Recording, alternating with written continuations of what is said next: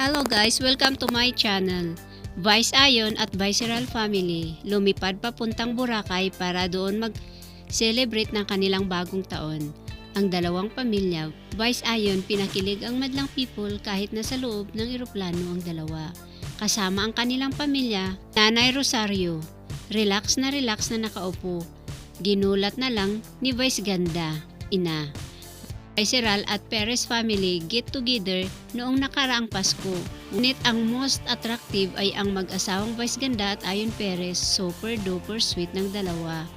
Tara nating panoorin ang kanilang ganap. Salamat mga kaibigan. Huwag kalimutang i-subscribe, like, share ang aking channel. Kung di pa kayo nakakapag-subscribe sa Artista TV, i-subscribe na upang lagi kang updated sa mga paborito niyong celebrity.